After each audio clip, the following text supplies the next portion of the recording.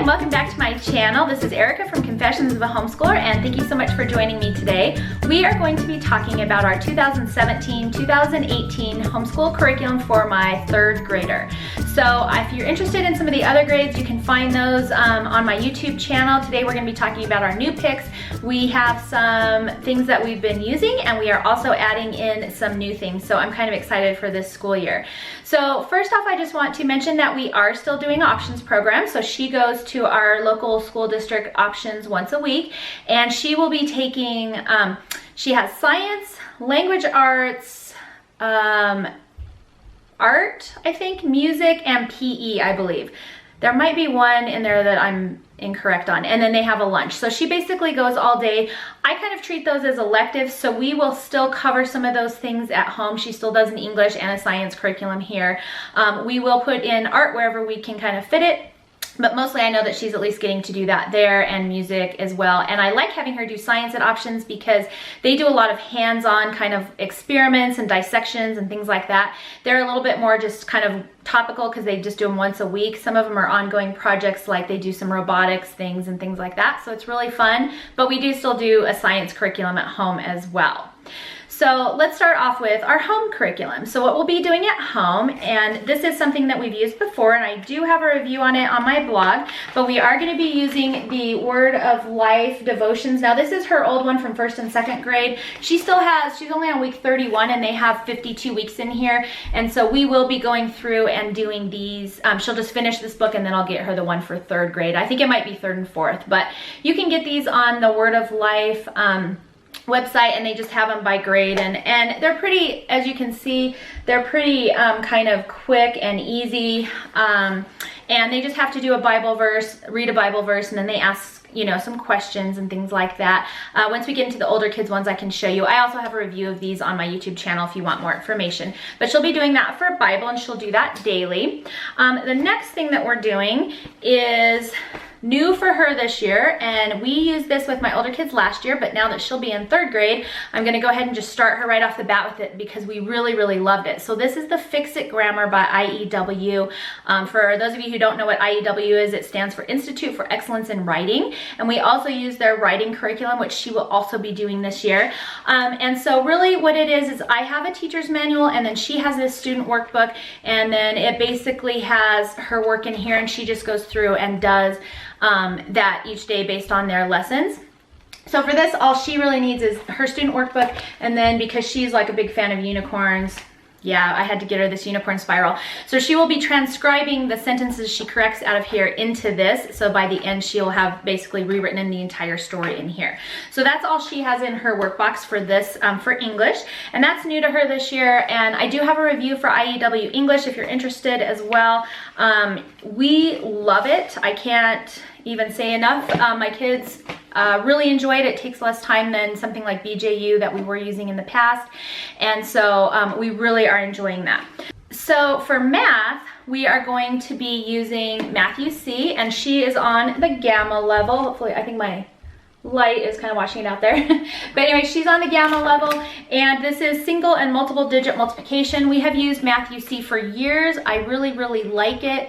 I get the student workbook and the test. It comes in a pack, and then I also get the DVD and the teacher's manual. And then on Mondays we watch the DVD, and she does worksheet A, and then Tuesday worksheet B, C, D, and then she does take the test at the end of the week as well for these.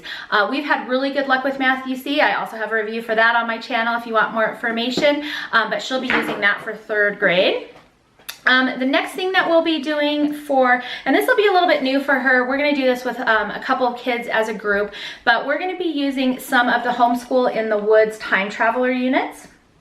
And they just kind of come like this. This is like basically a DVD. And this is from one of their smaller units. She did this Nights unit, and I believe I put up a video of it as well. But as they're learning, they do some reading, and then they kind of create these fun lap books that go with them, and they just have all kinds of fun information in there. I like them because they're really hands-on, and they make the learning a little bit more fun. My kids have really enjoyed doing these units. I don't feel like they're particularly enough just to do on their own, although there is quite a bit in here.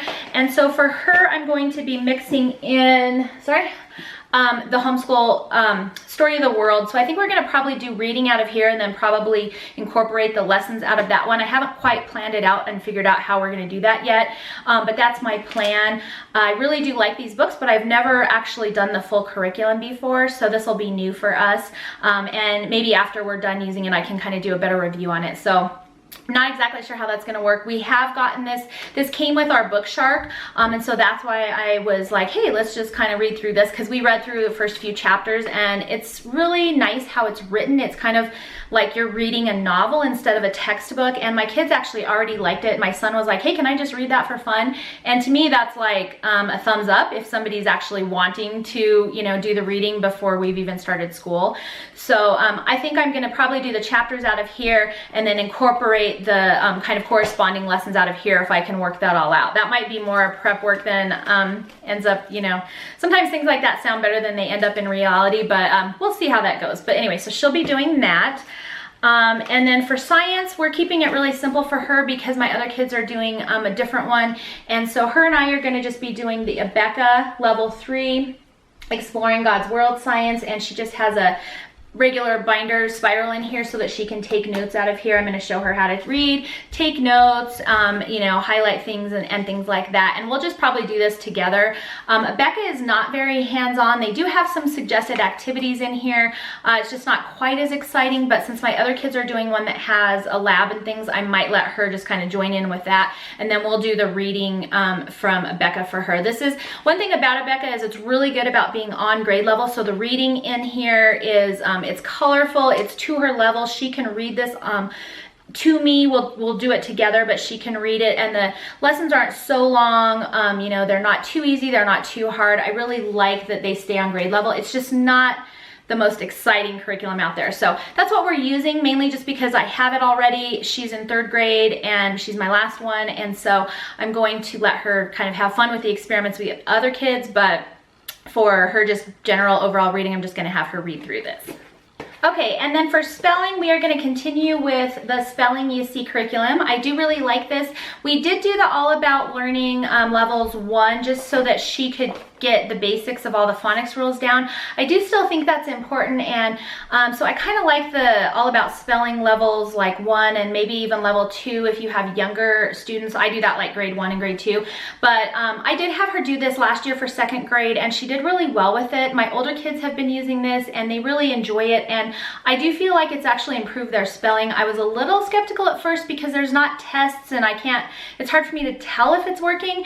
However, when we do the end of the year testing and standardized testing and all that, they've actually been doing really well in spelling, and so I think that just going through these has helped. And then there's also the added bonus that there's content in here that they're learning as they're rewriting it all. So it's really kind of copywork. I do have a review on it on my website as well, like pretty much all of this, and we really are enjoying it. So she's going to be working on level D this year, Americana, and they have stories about America and all of that kind of stuff in here. So she's learning some material as she's copying it repeatedly, which is kind of like a double bonus in my book. And so as long as it continues working for her spelling and she's not having any problems, we'll probably stick with this curriculum. So she's doing that, and then once a week I do stick in these Abeka Read and Think skill sheets. One thing that I really like about these, this is grade 3, is that they are basically timed reading tests, and so they're usually 5 minutes, and it tells you right at the beginning, oh, this one's 4.5 minutes, but between 4.5 and 5 minutes, and they have to read the selection. There's just like a quick reading, and then on the back of that there's some questions, and so they just have to answer the questions really quickly, and they have 5 minutes or whatever, 4.5 minutes to do it. I like that because it kind of prepares them for the standardized testing, which she will also have to do this year, because for our state you have to do it in odd grade levels, and she's in 3rd grade, and so that'll kind of prepare her for that. Hopefully she won't be as nervous when she gets to her standardized test. She'll also be used to doing this kind of read something and then answer questions from it afterward and that kind of thing. So I think this is just good preparation for them. It also really helps them as far as comprehension goes and just making sure that they're actually able to understand and retain what they're reading. So we add those in. Now I also along with that, for our reading curriculum, I stopped doing a more formal reading curriculum a few years ago. I do have a video on how to inspire and motivate your kids for reading, and so I kind of explain all that in there. I'm not going to do that here, but for reading, instead of doing something more formal, I guess it's still semi-formal, but she's going to be doing my literature units, and I've got about, I want to say almost 40 literature units on my store right now. I'm not even sure, I just keep adding more as people request books. But anyway, she can just go to our book shelf, she can just pick out whichever one she wants, and then I have a corresponding literature unit that goes with it. It has comprehension questions, so I'm kind of checking that, and it has fun little lap book activities, so she gets to kind of do something fun out of it. And these books are, most of them are classic starts. Some of them I have used original versions, and it should say in the store if it's a classic start or an original version. There are links to the versions I use in the teacher's manual when you purchase them and download them. And then all they have to do is, it's like 1 chapter a day pretty much, unless some of the chapters are smaller. I might have said to read like maybe 2 chapters or whatever. Depends on the book, but basically she'll read a chapter a day, and then she'll do the questions. We can do them verbally, or if she wants to do the lap book, then she can answer them in her lap book. And that's just a great way to make reading a little bit more fun. I have, like I said, a ton of these for her to choose from. She can just go pick a book that she likes. I know it's a book that I want her to also be reading, so I'm kind of, you know, guiding her reading in that manner. And I found for my kids anyways, doing reading this way has really inspired them to want to read and to really love reading, and that's my goal for them. So I've just moved on from like a more, you know, like BJU and a Becca reading curriculum that I used to do that like several years ago. They really didn't like reading. They didn't like the stories. They didn't like being forced to read a passage they weren't, you know, really interested in. And so doing things like my literature units is a way for me to control their selection, but they have also control over what they're interested in reading, and then they can kind of choose from that selection, and then it's kind of a win-win for both of us, because if they are interested in it and want to read it, they're more likely to enjoy reading, and that's really what I'm wanting them to do. I want them to comprehend, obviously. I want them to become fluent readers, and I want them to enjoy reading. And so scrapping the formal reading curriculum several years ago for us was just like totally freeing. So if you feel like you're kind of trapped in a more formal curriculum, or your kids aren't really enjoying it, then I would definitely suggest doing something like literature units, or you don't even have to do these. Just head to the library and just get books that are at their reading level.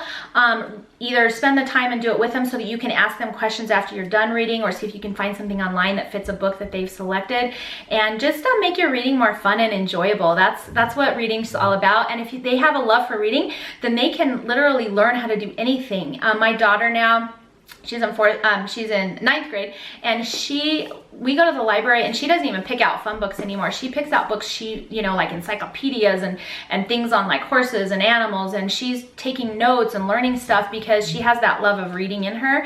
And so she can now take a book that's educational and enjoy that and learn from that. And so that's where I'm going with our reading. So if you're struggling with reading, definitely suggest doing something a little more out of the box. Make it fun, make it interesting, but still make sure that you're getting what you want out of it. So that's what she's doing for reading. For writing, she is going to start the Group A intensive from IEW. I did this with all of my other kids, and I have a review for this as well. I really, really love this program. It is not what I thought it was going to be. I thought it was going to be very difficult. No, I did not take the class where it teaches you how to teach it. I just watched the video lessons with my kids, and then I found it totally fine for me to then facilitate the lesson from that point forward. And so I really enjoy this. I feel like this has just really tremendously increased the writing capabilities of my kiddos. It also makes grading a lot easier because there's a grade sheet, and so they know what they have to do to get a good grade, and then it's easy for me just to check and see if they did those. So I do have a full review on that, but we are excited to start this with her this year. They do recommend starting, I think most of their products start around 3rd grade. I don't think I would start it prior to that if I were you, but that's just my opinion. And then if you go on your website, you can search by grade levels and all of that. And I'll have links for all of our curriculum below. Okay, so things that I don't have pictures for are, she is gonna start typing this year. I always start typing in 3rd grade, and we just use typingweb.com. It's free. They just progress through their lessons. It works really well. I've done it with all of my kiddos, and it's like 10 to 15 minutes a day. I usually have them set a timer, and then they just go through lessons until their timer's up, and whatever lesson they're on, they just finish that when the timer goes. Okay, and then one last thing I wanted to show. This showed up after I filmed my initial video, so I'm just adding it in at the end. But we are going to do handwriting this year because third grade I always introduce cursive, and so I really like to use the BJU cursive. The letters aren't quite as slanty and curvy.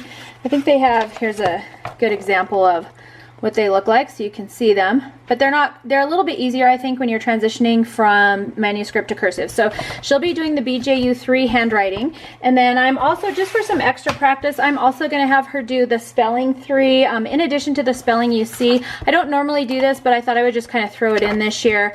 And they both come with teacher's manuals when you are purchasing them, or you might have to purchase them separately. I don't normally use the teacher's manuals, so if there's something where you are purchasing them separately, I would honestly just get the notebooks for third grade. They're pretty self-explanatory. I don't really think that you need the teacher's manuals for them, but that's just my opinion. So she will also be doing both of these products from BJU.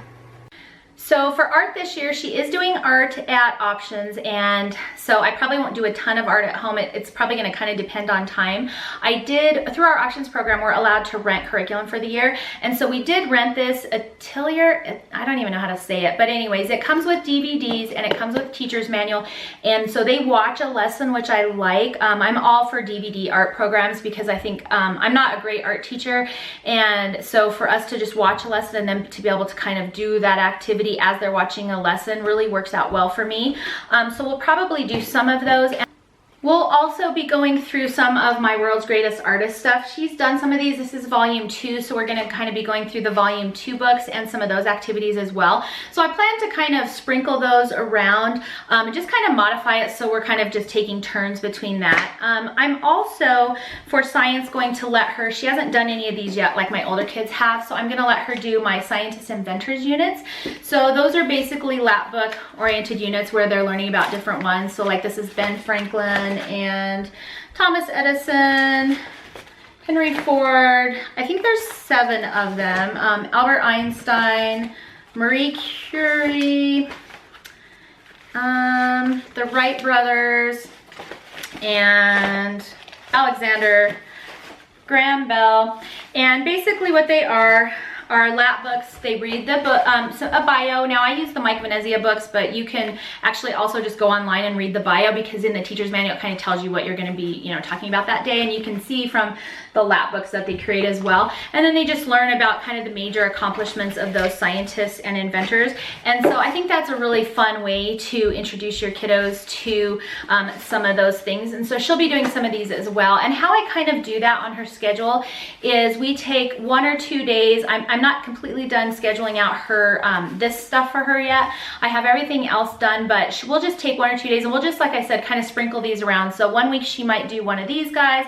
The next week maybe I'd have her do one of the artists, and then maybe we would do, like, you know, one of the Atelier, I have no idea how to say that, art projects. And so I just kind of sprinkle those randomly, like we just kind of alternate them throughout the year so that she's not necessarily getting bored with any one thing, but she's getting to learn a little bit about, you know, a variety of topics. And so that's what we'll do for those. And I think that pretty much covers it. Hopefully I'm not forgetting anything. I'm looking on my sheet here. So I recommend these sheets. I use them all the time every year when we plan. And you can get these in my homeschool forms if you get my Homeschooling 101 book, or my planners come with my forms as well. So that's all this is. But anyways, okay, so English, math, history, science, spelling, art, Bible, reading, typing, writing, and then her options. And yeah, that's it. About it for her. She will probably do an extracurricular sport this year. She hasn't decided yet. I'm sure she's probably going to want to do ice hockey again. We haven't fully determined that, and we have a couple of other things that people are kind of getting interested in, and so we'll see how that pans out, but I'll keep you posted on that. But anyways, for right now, those are our top picks for 2017-2018 for our homeschool curriculum for our 3rd grader. I hope you enjoyed this video. If you stuck around with me this long, thank you so much for watching, and I will see you next time.